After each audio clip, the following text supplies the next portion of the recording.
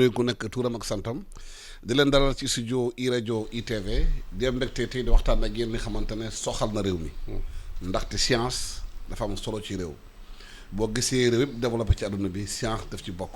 bu fekkee ne américain tey dañuy jógee fi ñu dëkk dem ba planète Mars dafa def ay recherche science moo ko tax Japon bu avancé tey am lu mu am ci puissance science bokk na ci ñii di Inde science bokk na ci Chine science bokk na ci maanaam daal réew yu bëri bu ñu bëggee développé wu dañuy liggéey ci filière yi bu baax a baax a baax ganam ga def philosophie def sociologie lu baax la parce que loolu tamit dañ koy soxla ren bu ñu xoolee baccalauréat bu ñu war a def ren candidat yi xamante ne ñoo war a def série littéraire yi mooy L1 L1A L1B L2 LA LAR ñu ngi 128 263 candidats xam nga nag ñu mën a faram-fàccee ci wolof waaye foofu la toll ci ñu def série science et technique 26 028 ñu def candidat tertiaire 3017 candidat franco-arabe 682 loolu mooy statistique ren pour baccalauréat bi maanaam daal dafa mel ni Sénégal ñëpp dañoo bëgg a jàng littérature def fac lettre ah nekkay journaliste nekkay waxat yu bëri ah loolu naka lañ koy mën a jubanti loolu moo tax tey ñu am mbégte di dalal ay kàngam di waxtaanee ci loolu ñuy dalal kii di Maram Xeere kenn du ko présenté Sénégal yi muy ingénieur spécial de système di astronome di dalal tamit Alioune Ndiaye nekkoon ex inspecteur d'académie à Tambacounda et à Kaolack nag si biir enseignement bi ñu wax li waral xale yi duñu jublu si filière scientifique yi yenn matuwaay la ñu war a jël parents yi lan mooy seen rôle ci loolu nguur gi lan mooy seen rôle ci loolu ak naka la ñuy war a def pour science nekk benn matière bi nga xamante ne du tiital xale yi te ñu mun si jublu jàng ci laa am na jéego ñu commencé def ci réew mi am na benn structure bu ñu ubboon fale ci Mbour am na école scientifique bu ñu ubbi fale ci Diourbel waaye doyut ma dem xeere chiffres yi bu ñu ko gisee est-ce que dañuy war a tiit ci Sénégal ci ëllëgam parce que adduna bi léegi xeex bi ci science bi la. waaw jërëjëf Alassane di tàmbali ci nuyu suñu auditeurs yi ñuy déglu nuyu sénégalais yi ñuy déglu yëpp laaj bi am na solo et je pense que ni nga ko waxee rek lañ ko mën a tënkee jar na ñu xoolaat fi ñu jëm ndax exemple yi nga joxe bëri na waaye lu néew la sax ci àdduna bi ni muy doxee tey ni mu tëddee et li ñu gëm mooy réew fi mu toll nii mënul développé wu te sukkandikuwul ci science. tey ñi ñuy déglu science moo mën a tax ñu ñuy déglu. boo yeewoo suba teel bëgg a génn ci guddi gi taal sa lampe science mooy tax. robinet sax boo ko tijjee. ndox beeg ni muy doxee science moo la mën a tax fi muy jógee. ñu toog ko tobb ko liggéey ko bu mu egsi ci sa robinet. donc lépp li ñu wër tey ñu koy dundee di ko jëriñoo science moo koy doxal donc am na xëj na yi nga joxe loo xam ne am na ci solo mooy ñu xool xëj na tamit lan moo waral loolu yëpp. xam naa ci biir waxtaan bi dinañ ko gën a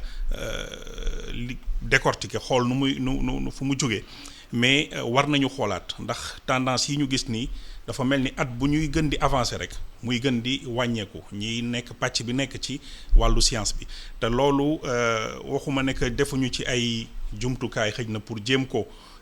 xeex jéem ko soppi waaye xëj na dañuy jël yoon boo xamante ne du yoon xëy na bi gën a gaaw wala bi gën tamit pour mën a saafara loolu mais xam naa bu ñu gënee sori ci waxtaan bi ñu gën ko waaye daal li nga joxe moom wax dëgg yàlla jar nañu xoolaat suñu bopp parce que fi ñu jëm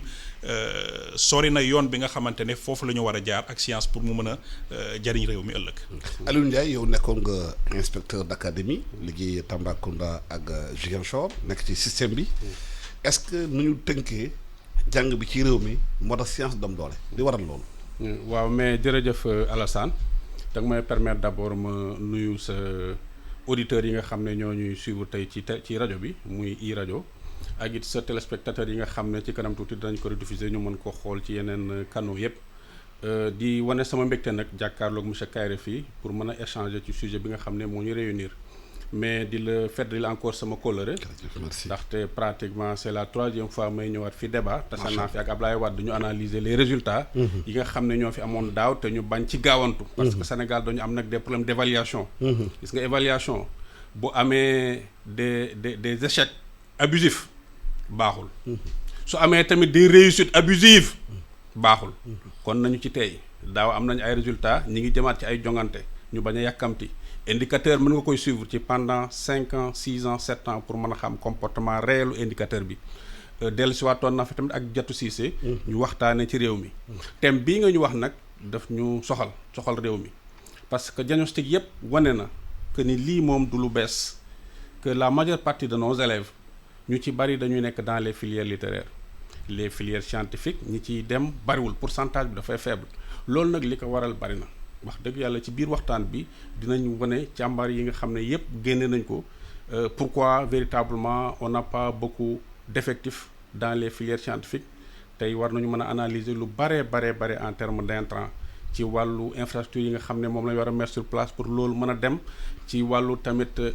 personnel bi nga xam ne ñoom ñoo ko war a mën a tax loolu antu lu ci mel ni professeurs yi ñu war a am wala enseignants yi ñu war a am en tout cas daal jafe-jafe yi moom mi ngi fi te tendance bi quand même jéem nañu nag ñi ngi jéem pour renverser ko mais faw ñu gaawal jéego yi ñu ciy def. lu tax xale yi bëgguñu jàng science li waral loolu. waaw xale yi bëgg nañu jàng science c'est vrai que am na nag lu koy waral njëriñu science moom duma ci dellu seeti ak mathématique wax nga ko ci sa ndorteel bi surtout mathématique boo jëlee rek ku mel ni Aristote daf naan la ce sont les nombres qui gouvernent le monde tey tal yi ñu fiy def yëpp da ngay gis ne ay asymptotes la yu kenn xamut ay mathématique la ñoom ku ci nekkul mathématicien mënuloo nekk pratiquement technicien xale yi dinañ koy bëgg mais faaw ñu teel leen ci nampatal dès le bas âge tey fi nga xam ne tey suñu système sooke na fi mais c'est au niveau du préscolaire tout tànk yi en terme de TBS mën nañuy dem ba 100% te tey bu ñu ne TBS rek yaa ngi élémentaire mais TBPS bi c'est le préscolaire tout tànk yi te gis nga cette tranche d'âge dama koy wax toujours 0-6 ans constitue le terreau fécond sur lequel se bâtissent les réussites futures foofu tant que nàmpatuñ fi xale bi du ko ñemee te am na ay discipline d'accueil yoo xam ne ña nga fa lu ci mel ni perceptivo-motricité moo lay préparer nga jaar ci logico-mathématique pour mën a préparer xale bi moo mën a nekk un bon scientifique mais foofu déjà bu ñu fa amee 17% nga xam ne taux national la di cacher des disparités parce que boo demee tey fu mel ni Kaffrine peut-être seen TBPS yeggul sax 3% jafe-jafe la nga ñëw au niveau de l'élémentaire mais pratiquement foofu xale yi dañuy ñeme nañu mathématique ak science. lan mooy TBPS. TBPS mooy le taux brut de préscolarisation. Ah, d'accord. dañu bariwul ay école au niveau du préscolaire te préscolaire dafa am solo mais boo ñëwee élémentaire mais xale yi duwul ne dañu bañ mathématique parce que ku ci jàll entrée en sixième faaw nga régler pratiquement 60 points ci résolution de problème ak ay calcul ak yooyu mais foofu tamit xaj na comportement bi nga xam ne ñi leen di jàngal moom la ñu am moo tax xale yi duñ ragal mathématiques yi mais bu ñu ñëwee duñu ragal science mais bu ñu ñëwee déjà ba moyen secondaire jafe-jafe dafay am non seulement infrastructures yi nga xam ne ñoo fa nekk day indi jafe-jafe pour que mën a encourager véritablement ñu jàngale loolu mais tamit boo jëlee lu mel ni mathématique am na benn mythe boo xam ne dafay véritablement xaw a ñoom ñi nga xam ne ñooy jàngale dañuy xaw a dawal benn mythe boo xam ne xale yi léeg-léeg dañ koy ragal. am na ci yoo xam ne tamit c'est des représentations parce que dañoo foog ne tey jigéen munta ay mathématique munta def science mais loolu yëpp tey ay stéréotypes la yoo xam ne ñu ngi koy gësam pour que yooyu yëpp mën a dañ ndaxte dem nañ bay def ay Miss Science ak yooyu pour wane ne jigéen ñi tamit war nañoo mën a exceller ci filière parce que boo jëloon tey ñi nekk foofu ci biir tamit da ngay xoolaat xayma bi maanaam tey boo ventiler woon ces données là suivant le sexe da ngay gis ne jigéen ña dañ cey néew góor ñi ñoom ñooy dem dans les filières scientifiques ñoom ñooy def ay maths ak ay sciences yooyu. mais wax na sànq benn wax ba mu solo mooy ñi jàngale mathématiques yi. xëy na la façon ni ñu koy jàngale pédagogie bi xëy na war a changer. parce que boo nekkee école jàng nekk élève mais mat bu ñu waxee mat dafay mel ni daal affaire bu garaaw la. ba xale yenn saa dañuy tiit bu ñu gisee professeur mathématique moom si boppam accoutrement bi ay karaw yu bëri ak yooyu yëpp da si bokk xëy na si du muy décourager xale yi dem ci mat yi. et surtout aussi ci bas âge bi.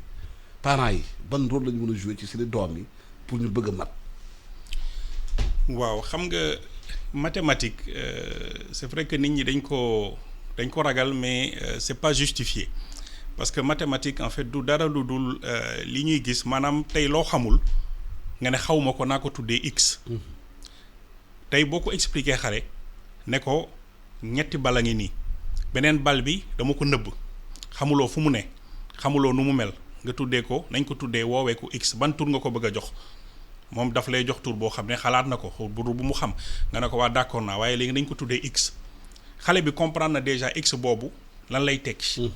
mais tey boo jëlee xëy na di ñuy jàngalee da ngay dugg classe dès le départ rek xëy na ci méthodologie bi mu ñëw rek bind soit fonction de x ainsi de suite bind nit ki bu comprendrewul déjà lan mooy fonction comprendrewul xëy na x boobu lan nga ci bëgg a wax forcément dina dem ba benn moment boo xamante ne day jaxasoo ci boppam parce que dañu tàmm loo xam ne c'est du concret maanaam loo xam ne gis nañ ko ñu mën ko qualifier mën ko jox tur léegi loo xamul gisuloo ko ñu ñëw di la ko jox x y di la wax yenn notion yi ensemble intégral ak yooyu bu la xësee ba rëcc rek boo defee 2-3 chapitres wala nga def ñetti classe loolu jàppuloo ko rek day dem ba benn moment da ngay déconnecté totalement parce que langage bi muy utiliser du langage boo xam ne c'est familier donc je pense que il faudrait que au-delà de bu ñu jógee ci wàllu théorie bi ñu boole ci pratique boobu mooy mën a tax xale yi di comprendre ci ay fo yi ñuy def yi ay jeu de cartes lay doon yi xëy na même génnee leen sax parfois ci classe bi di def yenn expérience yi ci biir cours école beeg yooyu day tax rapidement ñu mën a comprendre boo leen waxee ensemble ñu xam ne que lii kat maanaam mbootaay la groupe bii la ak lii moo ci nekk te boobaa da ngay jël benn pàccu classe bi xaaj ko ne leen lii mooy ensemble bii mooy ensemble bële. suñu duggaatee loolu day nekk loo xam ne dañ koy capter ci seen bopp du lu nekk lu abstrait du nekk loo xam ne dafa virtuel. et loolu je pense que lu ñu war a xoolaat la maanaam wàññi théorie bi tuuti. gën a yokk pratique bi. sànq inspecteur mi ngi koy wax ci wàllu infrastructure yi loolu da koy fekk si mais parents yi laaj bi tam am na solo xam nga balaa ngay mën a xëj na wax sax diggante parent bi ak élève bi il faudrait que parent bi moom tamit am même dégg-dégg bi ci wàllu mathématique. te loolu aussi ça veut dire que ni ñu doon jàngalee mathématiques yi loolu la ñu war a njëkk a soppi. pour que parents yi nga xam ne ñoom bi ñuy jàng mathématique am na nu leen ko jàngalee woon tey boo ñëwee bëgg a indi beneen méthodologie boo xam ne xale yi ñoo ko nar a jàngee te parents yi ñoom jàngee wuñu noonu mathématique day jaxasoo. donc seet nan la ñu mën a fexee ba parent bi nga xam ne nii la jàngee woon ay mathématiques nga xam ne y avait beaucoup de théorie xale bi ñu war ko jàngal ci pratique nan la ñu mën a dajee ñoom et loolu c'est un travail boo xamante ne c'est extrêmement important il faut que nit ñi def ko. et fexe ba beneen boo xamante ne am na solo mooy ñu garder intérêt pour les sciences bi xam nga da nga laaj sànq bi inspecteur bi muy tàmbali loolu la njëkk a wax mooy xale yi bañuñu science. loolu il faut que ñu insister ci di nga gis ñoo xamante ne dañuy jàpp ne bon xale yi bëgguñu science wala lii wax la et tout xale boo gis loolu ci nature nit la nekk maanaam nit ni ko suñu borom bindee curiosité dafay ànd ak moom. donc curiosité boobu moo tax xale boo jël tey parents yi ñuy déglu yëpp ku ci jënd cadeau tey jox ko sa doom boo amee tuuti chance. mën na fa def ñetti fan bu dul loolu di nga gis mu wekki ko bu dee oto la bu dee poupée la sax mu dindi loxo yi dindi tànk yi loolu curiosité la ñu ngi jàng li ñuy démonter noonu day développer seen intelligence et loolu yëpp c'est de la science. tey xale yi boo leen jëloon tey nga jël sa programme dagg ko teg benn documentaire animalier boo xam ne day wax ci xëj na géej gi jën yi ni ñu nekkee ci géej gi ay requin wak yu mel noonu wala lii wak loolu yëpp c'est de la science mais xale yi dañuy toog boo naroon changer télé bi sax ñu ne la bàyyil parce que daf leen intéressé. donc curiosité boobu mi ngi foofu léegi lan moo tax ba benn moment mu am déconnexion boobu noonu li ma jàpp man pour tënk ko benn mooy jàngalatuñu xale yi ñu am rêve. le rêve. parce que xam nga tey wax na ko programme yi bëri na am na yu bëri ñu essayé mais li tax ñuy def investissement boobu yëpp di jël xaalis boobu di ko ci dugal ñoom ñi nekk ci éducation bi di ci sonn suba ngoon mais terewul ñuy gis ne que am na jafe-jafe ba léegi c'est parce que xëy na peut-être ki ñu koy defal xale yi am na lu leen taxali ak loolu mooy déconnexion boobu may wax rêve bi gis nga nit dafa toog gént maanaam xalaat ne que war na mën a naaw ni picc moo tax tey ñoom avion nit ñi mën di tukki mu xalaat ne que war na mën a dem ci géej gi ni jën yi di demee ci géej gi moo tax tey ñu am ay bateau mu xalaat ne que war nañu mën a génn sax ci jaww ji moo tax ñu mën a dem tey ci weer bi dem ci ay planète Mars comme li nga doon wax sànq rêve boobu noonu buñ ko dindee ci xale yi dara desatu fi man dama jàpp ne xale yi il faut que ñu seet nu ñu mën a defee loo xamante ne booy egg classe de CM2 di def sa entrée en sixième war nañu def ci yow rêve boobu ba nga xam ne boo eggee sixième xam nga li nga bëgg a doon. li nga war a doon nag yàllaa ko xam. mais li nga bëgg a doon war nga ko xam man damay jox sama exemple boobu bi may am fukki at ak ñaar ci sama bopp dama ne woon astronomie informatique médecine spatiale architecture ainsi de suite noonu laa ko teglee woon su bii jàllul ma ne bii lay doon mais bu may xëy di dem école damay dem école parce que dama gëm ne yoon bi laa war a mën a jaar pour sama rêve boobu moo lay dafa ko def loolu ci yow loolu moo lay motiver. est-ce que parents yi ñoo la def loolu ou bien école moo la def loolu ou bien da nga doon gis jaww ji di xool di lan moo def loolu nit ñi ngay waxtaanal yenn saa yi ñu naan la boo màggee lan nga bëgg a doon te loolu dafa bëreetul léegi def nañu benn activité je me rappelle fii nii Blaise Senghor ñu ma dajeek ay xale yu nekkoon classe de première ma laaj leen lu ngeen bëgg a def après le bac ñu ne ma xamaguñu ñaar la ñu woon ñu ne xamaguñu bu ñu amee bac ba pare on verra donc loolu day tax xale bi dem ba am bac dugg ci benn filière parce que xëy na boobu mooy gën a yomb ci moom bu defee 1 an marché wul mu bàyyi dem ci beneen donc rêve boobu il faut ñu seet nan la ñu mën a tax ba xale yi très tôt boo nekkee classe de 6e nga xam déjà lan nga bëgg a def curiosité bi ñu seet nan la ñu ko mën a maintenir et loolu il faut xale yi di pratiquer école yi nañu delloo si waat travaux pratiques yi matériel bi les sorties scolaires wàcc sur le terrain beneen bi mooy passion gis nga passion bu fi amul dara desatul moom tamit tey gëm naa ne nga baal ma joxe la comme exemple bu ñu daggoon sa salaire 3 weer lu la tere xëy si fii parce que da nga passionné par li ngay def waaw donc passion boobu noonu mooy tax xale bi dès le départ mu ne man lii laa bëgg a def sama rêve la bu ma ci amul dara sax garaawul mais moom laa bëgg a def gis nga kooku noonu lu mu metti ci mathématique lu mu metti ci physique beeg yu mel noonu day dem jusqu'au bout parce que dafa xam ne loolu la bëgg a def donc c'est des valeurs yoo xam ne il faut ñu delloo si waat ko ñooy mën a tax quel que soit maintenant les programmes nit ñi mën ko accompagner léegi nag loolu mooy indiwaat connexion bi avec les parents parce que xam nga tey boo ko jëlee natt ko rek kese ci xale bi bëgg na mathématique moom nii la koy jàngee wala physique parent bi na leen la ko jàngee woon mënuñu comprendre nte mais parent bi bu xamee ni xale bi dafa am rêve tey ku sañoon boo juree sa doom nga jàppale ko ci rêve am ba mu réaliser nga gis ne que passionné na ci li muy def suba ak ngoon mi ngi koy def même bu dee football la sax da nga ko ciy jàppale donc bu ñu indiwaatee valeurs yooyu ci xale yi parents yi dinañ def investissement bi war même bu dul ñoom mënuñu leen jàngal mathématique dinañu uti ku leen jàngal pour jàppale leen ci seen passion boobu noonu donc loolu daal xam naa ne buñ ci bàyyi xel dina am njëriñ loolu am na mais est-ce que le fait aussi ñuy jàngalee mathématiques yi ci kàllaamu tubaab dina yombal xale yi parce que constat bu ñu def mooy boo bëggee def mat il faut nga dëgg tubaab aussi bu fekkee dëgg tubaab aussi doo mën a toj mat yi li ñu ko waxee et def nañu expérience fii ci réew mi wone bu fekkee dañu jàngal science ci langue nationale yi maa ci langue kàllaamu wolof xale yi dañu am performance parce que jigéen bu demee marché bu ñu compté benn ñaar bu ñu commencé juróom-ñaar ñu ngi ci mat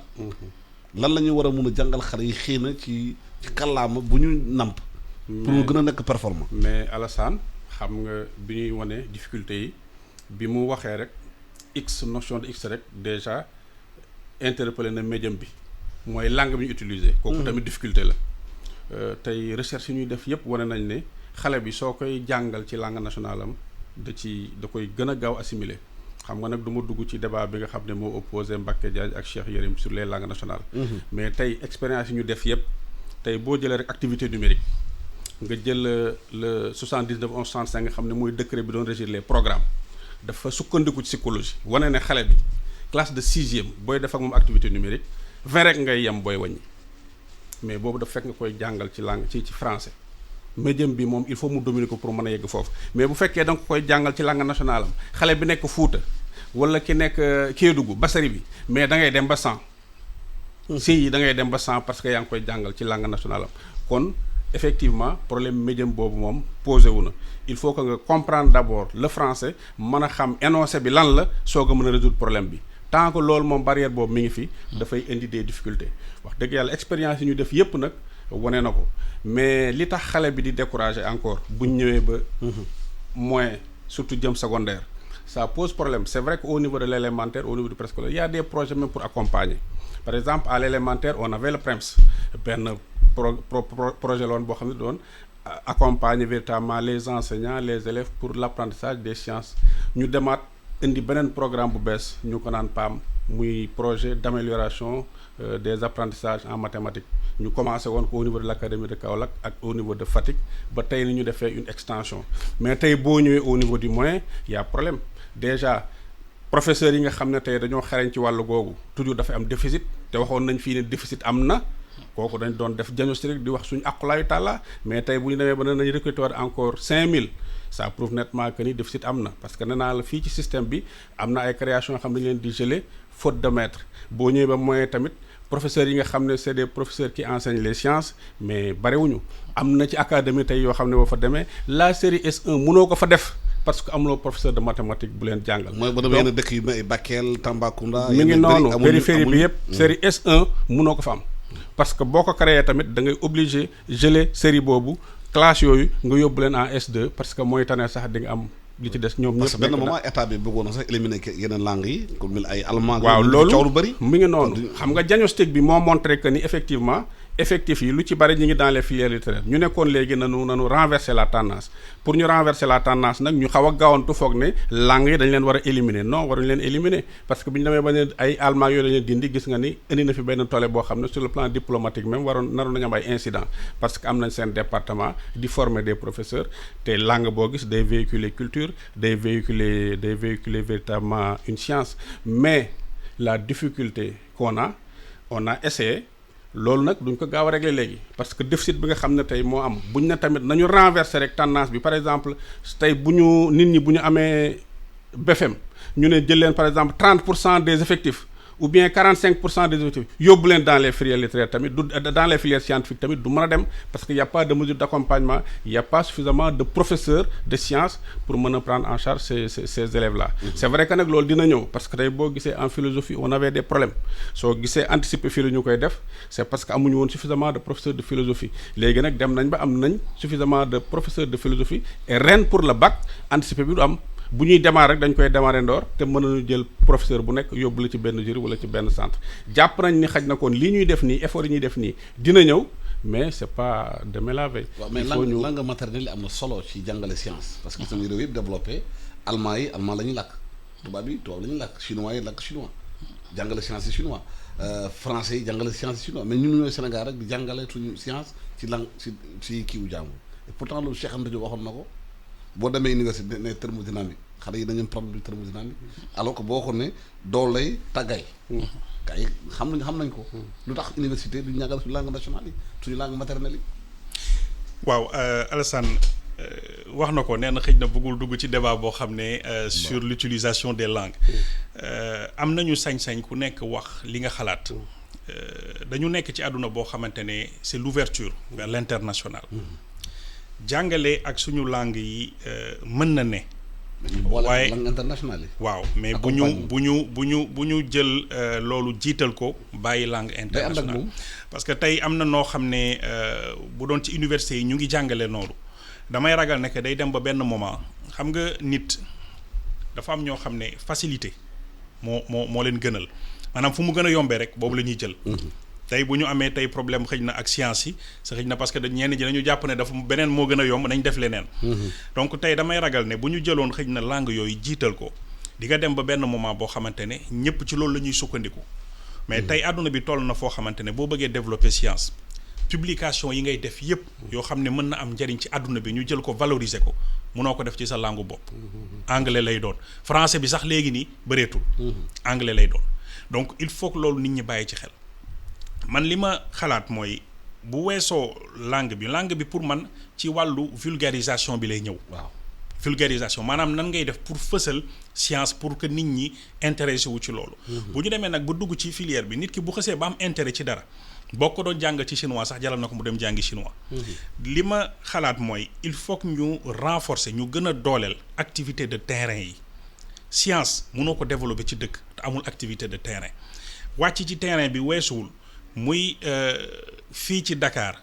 région yi ruq bi gën a sori ci Sénégal li ñu mën a def fii ñu mën ko yóbbu foofu noonu di ko fa def.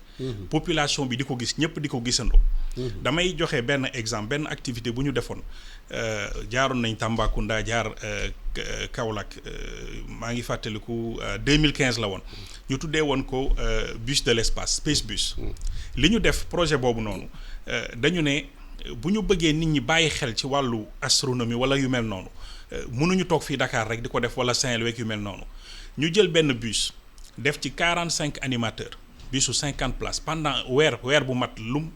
ñu wër Sénégal région yëpp jaar nañ fa bu ñu ñëwee installer benn village li ñu tuddee village scientifique maanaam ci pénc mi la ñuy taxawal benn village ñëpp ñëw fekk ñu si bëccëg école yi ñoo ñëw ñoom ñëpp indi seen ay élèves ñu ñëw xool li ñuy def ñu wan leen ay exposition conférence ak yu mel noonu ñu dem ba ci guddi gi génnee suñu télescope yeeg yooyu xale yëpp ñëw ñi ñëwoon ci journée bi dañu ñëw waaye dañu ànd ak seen ay parents mais gis nga Alassane waxtaan yi fa amoon yëpp ci guddi gi bu ñu nee minuit jot na nañu dindi télescope yi parents yi ñoo naan bu leen arrêté parce que doyaluñu mais ñoom ñëpp bu ñu paree waxtaan bi mooy nan laa mën a def ba sama doom nekk scientifique nan laa mën a def ba sama doom nekk astronome wala nekk physicien wala nekk lii boobu ñu profitoo ci gën leen ñaax ci njariñu jàppale xale yi pour ñu mën a def science gis nga loolu bu doon mën nañ ko saxal at bu nekk ñuy def weer bu nekk ñu nekk benn région weer bu nekk ñu nekk benn région génération après génération dina tax parents yi xam njariñu science parce que da nga ciy profitoo di leen wan yan métier la xale yi mën a def bu ñu defee science tey am na parents yu bari yoo xam ne boo leen laajee sa doom bu defee science ba pare yan métier la mën a def duñ la ko wax xamuñu ko donc bu ñu gisul loolu xale bi moom du ko mën a gis parce que amul kenn ku ko ci mën a ñaax ku ko ci mën a tàggat donc derrière xale bi day jàpp rek ne que naa seet li gën a yomb parents yi ne naa seet li gën a yomb ci moom pour mu mën a indi xaalis ëllëg du ñu jàpp ne que xaalis bi xëy na mën nga ko am ci science mais ça demande du temps day nekk loo xam ne day sax dans le temps mooy gën a xëy na durer mais dañuy seet li gën a yomb donc il faut que ñu multiplier activité de terrain yi jël nañ beneen exemple bu mën a joxe ñu doon def benn conférence bu ñu tuddee les femmes dans les sciences li ñu def mooy dajale élèves yi nekkoon Dakar yi ñu ci mën a dajale ci école yu bëri jël ci ay échantillons yóbbu leen Grand Théâtre jël ay jigéen ñoo xam ne parce que wax na ko boo seetee bu ñuy wax science jigéen ñi ñooy gën a néew sax ci kii bi ñu jël ay jigéen yoo xam ne kii mi ngi liggéey NASA kii mi ngi liggéey nekk première astronaute France kii nekk fii professeur Aminata Sall Diallo ay scientifiques sénégalaises ñoo xam ne réussir nañ docteur Mame Boye Faye bi nekk Aram Boye Faye ñu jël leen créer exemple teg leen ci kanamu 2000 élèves Grand Théâtre fees xam nga Grand Théâtre boobu nit ñi dañu jàppoon nag musique moo ko mën a feesal ak wala yu mel noonu ñu indi xale yi teg leen suba ba ngoon ba 14h xale yi di toog déglu mag ñooñu wax leen ñoom fi ñu jaar c'est important fan la ñu jaar seen trajectoire et mu indi en même temps ñi nga xamante ne amoon nañ ay problème nekk jigéen war a jàng ak yu mel noonu nan la ñu def ba surmonter yooyu mais gis nga bi ñu paree ku ci nekk maa ngi fàttaliku Mame Rokhaya Lo la première femme bi nekk capitaine Mame Rokhaya Lo bi nekk première femme pilote dans la gendarmerie nationale mais pour mu ñibbi c'était un problème dafa pare xale yi dañ ko wër pendant 30 minutes 1 heure de temps ne duñ ko bàyyi mu dem di poser question donc xale yi dañu soxla ay références et loolu ça se passe sur le terrain mën nañu def yenn investissement yi mais tant que jëluñu initiative yu mel noonu di ko fësal chaque année di def xale yi di rencontrer ay références jël matériel bi dem fekki xale yi fi ñu nekk di waxtaan ak seen ay parents dinañ def ay investissement yoo xam ne dina sotti mais day yéex donc il faut que ñu fexe xale yi ñu intéressé leen ci science man am na ñoo xamante ne ci loolu lay daanelee ñoo xam ne daje na ak ñoom Prytanée militaire par exemple ñu ne ma bi ngeen fi ñëwee def seen festival Saint-Louis sous les étoiles daf ma jox envie def les sciences bi mu paree dama toog quelques années mu yónnee ma message mu ne ma maa ngi nii Canada di def astrophysique dama la doon yónnee message pour remercier la et loolu bëri na donc bu ñu mënee intéressé xale yi ci li leen xëy na li leen neex ñu fekk si leen ci jox leen ay références ay exemples rek gëm naa ne fii léegi peut-être 10 ans dinañ am une génération boo xam ne on a pu mettre dugal nañ virus science ci ñoom et suba dina am lu mu mën a jur loo xam ne dina njariñ xëy na ci li ñu bëgg a saafara mais pourtant loolu nguur gi def na ci assise de l'éducation assise de l'enseignement supérieur wax ay orientation STEM ñu war a orienté wu mais dafa mel dossier boobu ba léegi mu ngi ci tiroir bi parce que Mary Teuw Niane bi mu nekkee ministre de l'éducation nationale de l'enseignement supérieur waxoon na ci defoon ñëw Souleymane Bachir Diagne ñëpp ñëw nañu parce que boo xool na même Bachir Diagne même bu fekkee philosophe la il a fait des maths yooyu exemple la yu war a jox ci xale yi la moo tax liggéey yooyu ñu def ba léegi am antuwul waaw xam naa sax ñi ngi ci mais damay renforcer véritablement carré li mu wax que déclic boobu dafa am solo gis nga loolu mooy permettre nit ki am benn rêve wax na ko léegi ci avion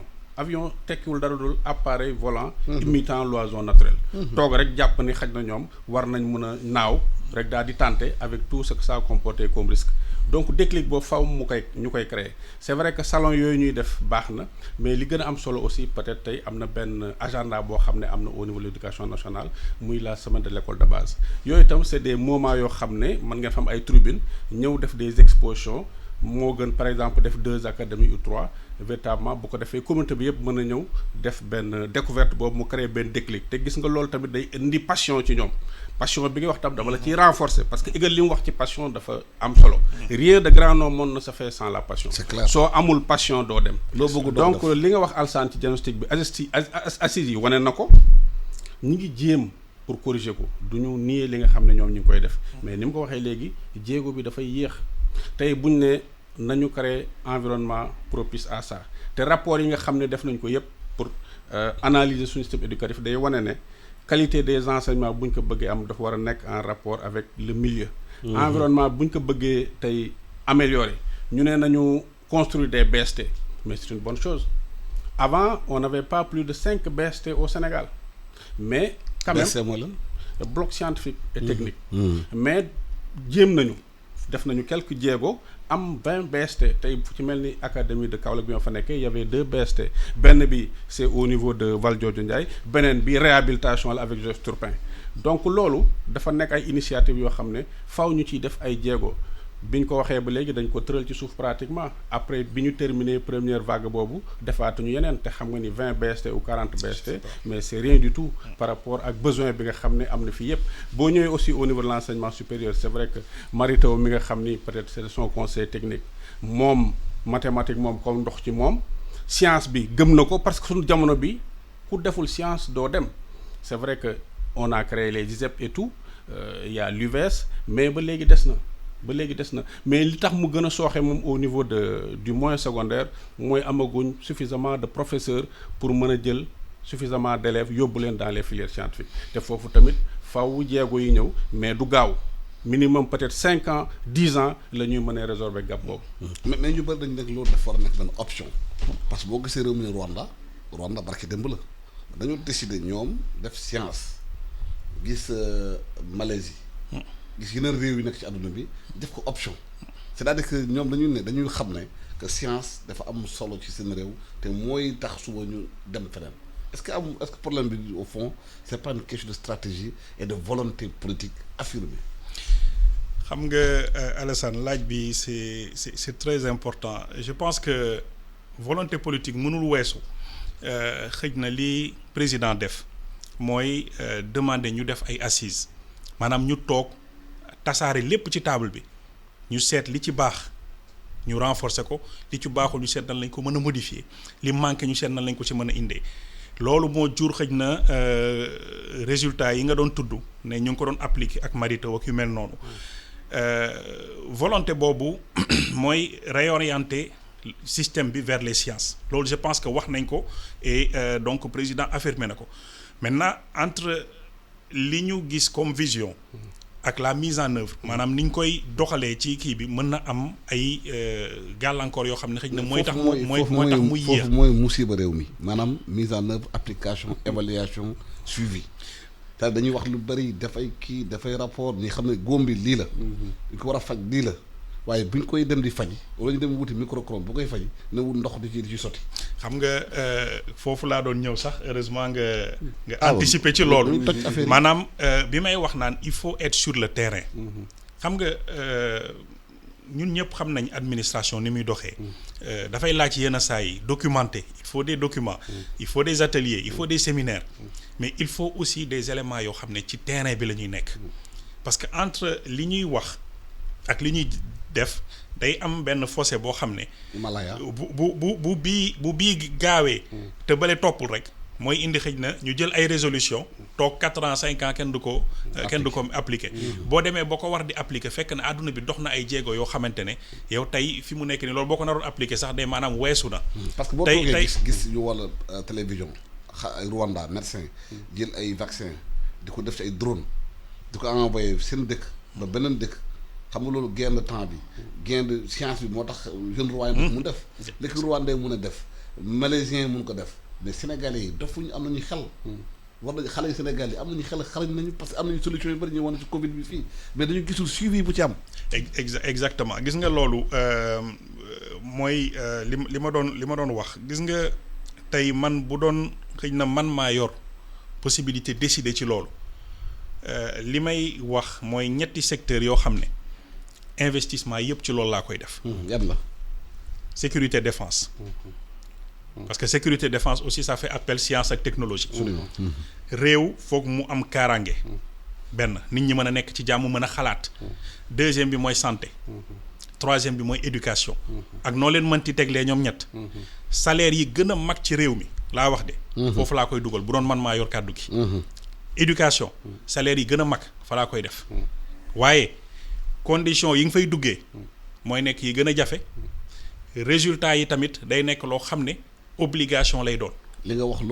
loolu Corée du Sud def l'enseignant Corée c'est le mieux payé. dugg sax nekk enseignant Corée c'est extrêmement difficile. ndax lu ñu def ci métier mais il est le mieux payé. moo tax Corée en 73 ñoom Sénégal ñoo toll PIB tey Corée moo la jaay Samsung.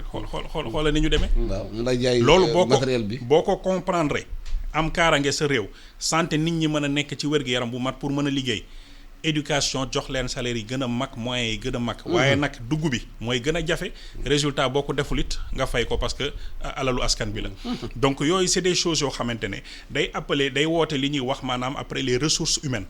wax na ko sànq déficit bi manqué jàngalekat yeeg yu mel noonu gis nga bi ñuy def tournée bi dafa am ba ñu demee ba Podor dafa am benn daam bu ñu gis ndeysaan sama yaram dafa daw. mu xaar ñu ba 20h bi ñu indee télescope yi. mu ñëw mu ne ma monsieur Kéré man de. bi ngeen defee seen annonce. 1 mois ba léegi. maa ngi toog di xaar seen caravane bi egsi fii nii. mu ne ma man damay taal sama oto dem Dakar jënd matériel bi mu wax ma fi muy jëndi see matériel ak yu mel noonu. mu ne parce que dafa gis ne xale mi doomam yi dañu bëgg science. waaye liñ leen di jàngal xëj na des na tuuti. ci wàllu science comme moom nag am na ci tuuti. xam-xam ay notion ci mathématique yu mel noonu moom mooy def jàngale bi mu ne bi ma gisee caravane bi dafa war a ñëw fii dama kontaan ba dama toog weer di ko préparer ak samay doom. pour ñëw rek wan leen man li ma leen di jàngaleeg science ak yu mel noonu mais kooku c'est une brave dame qui est là à Podor xëj na amul sax moyens yi mais loolu rek jaral na ko donc bu ñu mënee am ressources humaines maanaam des enseignants qui sont bien formés bien qualifiés mais ñu def différence entre enseignant ak médiateur scientifique. loolu dafa am solo dañu jàpp ne que fii ku mën a jàngale mën nga def diffusion science bokkul gis nga tey boo demee France nga dem fi ñuy wax palais de la découverte wala cité des sciences ak yu mel noonu mooy li Mary Teuw doon bëggoon taxawal fii maanaam la cité du savoir dafa am ñu xam ne seen métier médiation scientifique la mooy nan la ñuy def ba xale bi am envie def science ni ñu lay expliquer affaire ay dinosaures ak yooyu boo fa jógee xale bi bu ñibbee guddi gi du nelaw day toog jàkkaarloog plafond bi di xalaat bu màggee nan lay nekk rêve boobu noonu parce que ñooñu seen métier mooy médiation scientifique faire passer message bi nan ngay def ba mu dugg ci maanaam lu day mel ni loo vacciné te loolu noonu xëy na daf fiy manqué parfois moom inspecteur académie la woon xam na on a les enseignants mais ñiy def médiation scientifique nga xam ne dañu leen tàggat ñii peut-être ci biologie kese ñii peut-être ci géologie kese ñii peut-être ci mathématique ñii ci lii mais gis nga ñooñu day dem ba benn mois bu ñuy def affaire bi day mel ni ay comédien lañ sax dañ ciy boole kii bi fo bi pédagogie day ànd ak pédagogie maanaam dinañ fo day mel ni théâtre la ñuy def te loolu dañuy toog bind ko nan laay def ba scénarisation la ñuy def loolu bu ñu ñëwee di ko diviser nii la xale ji def jàkkaarloog ñoom seen bët yi day ubbeeku ba fin day mel ni dañ leen jël dugal leen ci benn salle de cinéma bu ñu paree message bi jàll na boole nañ ci reetaan boole nañ ci kaf boole nañ ci kii mais boo duggee classe maître bi souvent dañ koy ragal man maa ngi fàttaliku ñun ñëpp jaar nañ ci maître bu duggee kenn du wax waaw bu duggee commencé bind kuuram da ngay ragal sax yëkkati sa loxo poser question benn parce que ragal nga poser question sa moroom yi reetaan la wala ragal nga poser question xëy na mu ne la du noonu wala yu mel noonu et loolu yëpp day tax ba xale bi dina am 10 000 laaj yu mu bëgg a laaj waaye du ko mën a génnee day am blocage te loolu xëy na différence entre jàngalekat maître bi enseignant bi ak médiateur scientifique bi loolu la ñu war a kii dafa am loo xam ne gis naa ko États-Unis ci benn programme bu ñu nekkoon ak ambassade États-Unis IVLP je pense que c'était au truc Cincinnati gis nga maître bi enseignant bi bu duggee déjà table banc yi du toog taxaw jàkkaarloog ñoom dañ ko def cercle mu wër ko. configuration bi dañ ko wër moom mu taxaw ci digg bi déjà loolu day tax xëj na classe di nga gis ko xam ne day toog ci ginnaaw ñoom ñi nekk xam nañ ko. di nga toog ci ginnaaw parfois doo suivre sax cours bi parfois yaa ngi nelaw wala parfois tiit nga sax xëj na intervenir ak yu mel noonu mais ni ñu defee configuration bi. day taxaw di wëndeelu moom di leen xool ñoom ñëpp di participer et tout le monde ñëpp day mel ni ñoom ñëpp ñoo bokk même niveau amul ku nekk ci ginnaaw les plus nuls derrière wala li non maanaam dañuy jàpp ne que ñoom ñëpp éliminer inégalité bi donc ñoom ñëpp ñooy jàkkaarloog moom et bu ñëwee lan la leen di wax daf leen naan waxoon naa leen ne que tey cours bi ci lii lay doon waxoon naa leen ngeen def seen ay recherche lan ngeen indi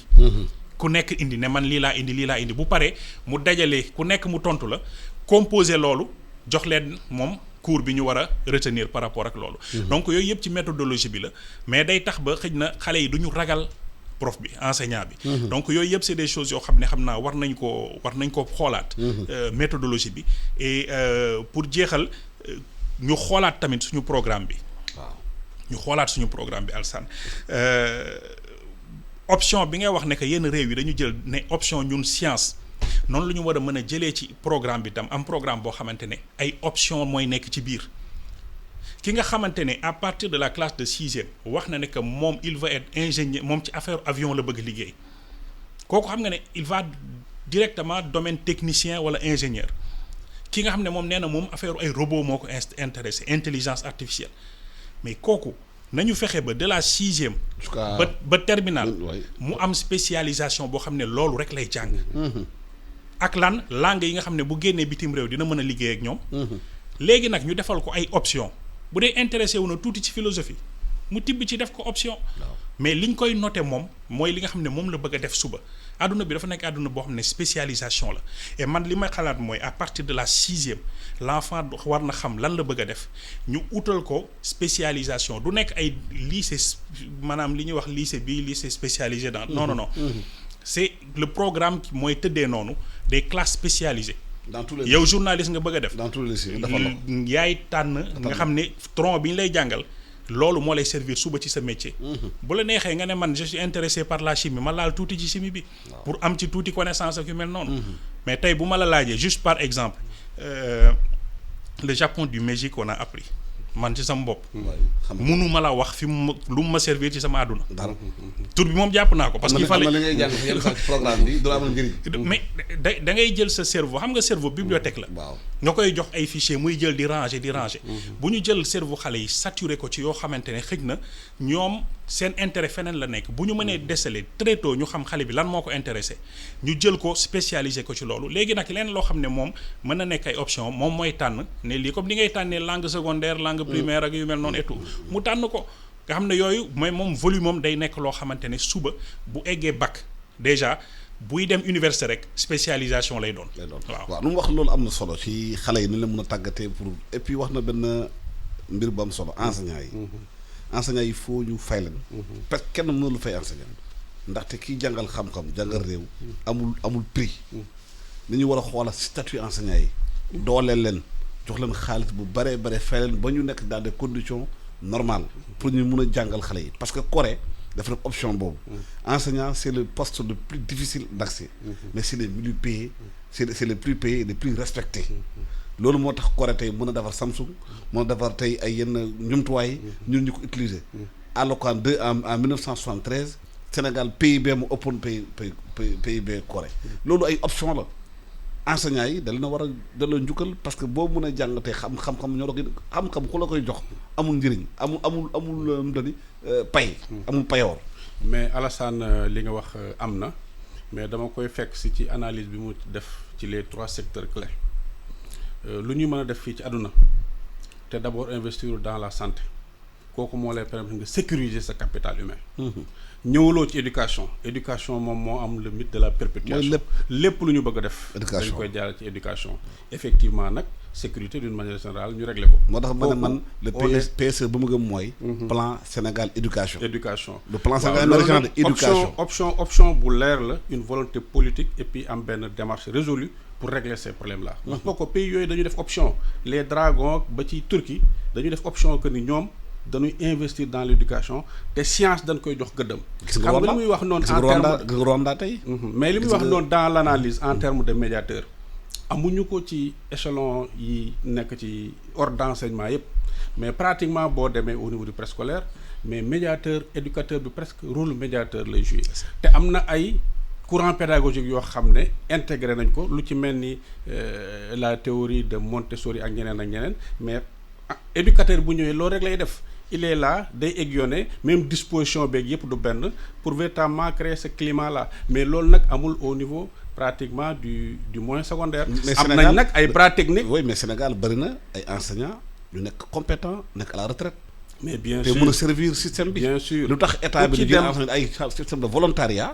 enseignants xam nañu dem retraite ñu jégle na volontariat dans l'enseignement. ku ci dem rek retraite déjà capitalisé nga. éducation ak santé ñoo yem plus ngay dem vers la retraite plus ngay am capital d'expérience ñoo ñëpp war nañ leen indiwaat mais boo ñëwee au niveau du moyen secondaire peut-être ay bras techniques la académie am muy les CROSP à l'époque devenus des CAOSP les centres académiques d'orientation scolaire et professionnelle mais ils n'ont même pas les moyens pour véritablement mën a jouer ce rôle de médiateur pédagogique pour mën a accompagner véritablement les élèves à faire des choix te loolu ci seen mission yi la bokk mais pratiquement bu ñu defee 2 établissements 3 mais c'est des problèmes donc ça c'est des bu ñu wàññee dépense état bi dépense mooy la facture mais loolu moom dugal ko ci enseignement bi loolu bu ñu bëggee réew mi génn ci su boo ñu am ko loolu moom Alassane option politique bu leer lay doon parce que am nañ ci régime yoo xam ne jaar nañ fi jël pratiquement lu mat 40% pratiquement du budget def ko dans l'éducation te gis nga ni tey moom moo boosté véritablement accès bi indicateurs yëpp bougé nañ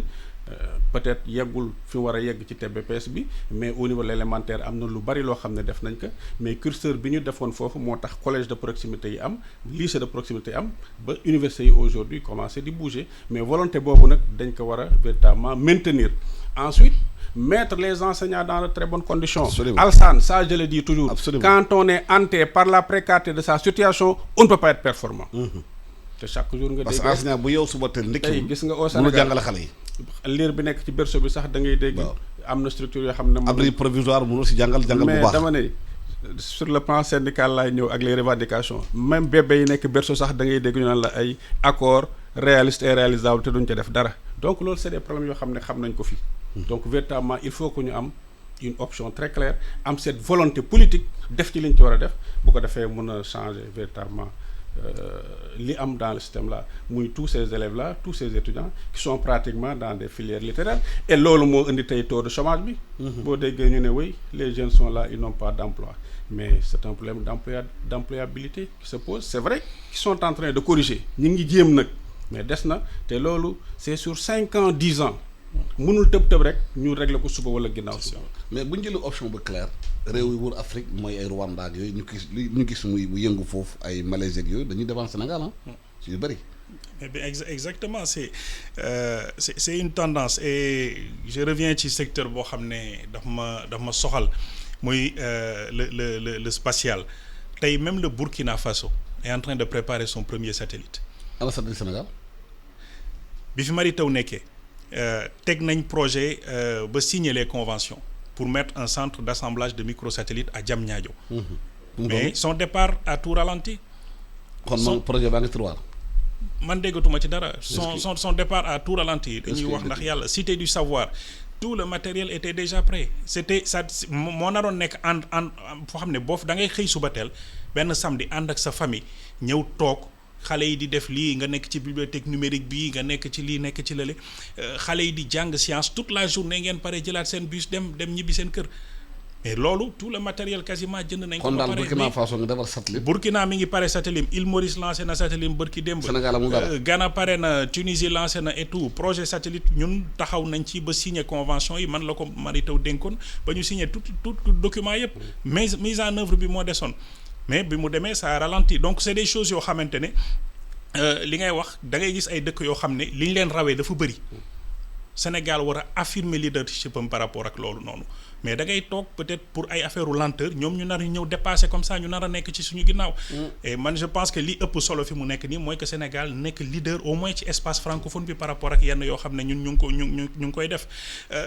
leneen loo xam ne Alassane bëgg naa ko wax aussi très rapidement. mooy di ñaan autorités yi. Je pense au niveau même le plus élevé, muy président wala ministre de l'Éducation nationale, que dans le programme ñu dugal au moins 3 disciplines très tôt à partir même de l'élémentaire. muy astronomie. waxuma ko parce que suñu discipline la. mais dafa nekk astronomie dafa nekk discipline boo xamante ne di nga retrouver géologie di nga retrouver physique di nga retrouver mathématiques ainsi de suite et tout et xale yi saa yi boo defee wàllu astronomie rek ils sont tous intéressés. donc day tax xale yi mën a dellu siwaat seen xel ci science yooyu noonu. beneen bi mooy robotique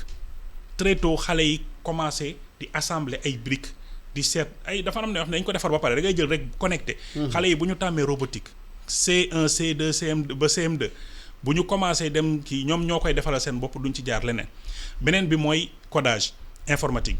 il faut que xale yi di mën a coder yu mel noonu. day laaj nag li mu wax infrastructure yi. il faut que ñu mën a am connectivité. fu ñu mënti ne Sénégal ñu mën a am connectivité. mais tey bu ñu investir massivement ci affaire satellite aujourd'hui on peut distribuer internet gratuitement un peu partout à travers le Sénégal yooyu yëpp c'est des choses yoo xamante ne yeneen dëkk yi ñu ngi koy def Rwanda mi ngi koy def. moo développé télémédecine am.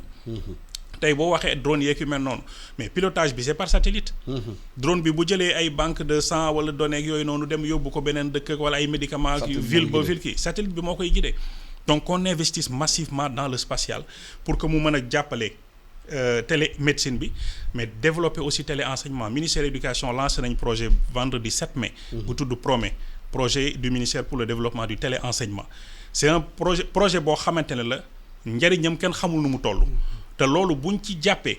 yaakaar naa ne téléenseignement bi bu xasee ba dox fii ngay nekk Dakar di dispenser say cours mathématiques partout wala physique wala même ñoo xamante ne ñu ngi États-Unis Australie di partager ak ministère bi yoo xamante ne fu nit ki toog ak téléphone am ak yu mel noonu dina ko mën a utiliser. donc yooyu yëpp ay initiative la mais il faut que ñu jàppale ko boole ci ak activité de terrain yi mu doon wax ak ay ressources yoo xam ne ils sont bien formés. bon heure bu ñu jox xaabaabal lañu sax ba teg ci 2 minutes maa ngi jéggalu ci auditeurs yi mais yaakaar naa li ñu war a wax tey am na solo. Assane Top maa ngi lay jéggalu ci temps bi ma jël. waaye yaakaar naa ne mbirum science bi ak bu ñu war a def ci réew mi am na solo lool ba maa ngi jégalu auditeurs yi ñaari bind yu mu ci jël mais yaakaar naa ne jar na ko parce que il faut ñu toppatoo réew mi bu ñu bëggee réew mi avancer science bokk na ci la koy avancer loo il faut ñu gëm ko bu ñu ko gëmulee dañu nekk fi di tourner autour du pot rek maanaam def tourner en rond. ñu leen gërëm di leen sant ñaanal yéen du jàmm. jërë ngeen jëf.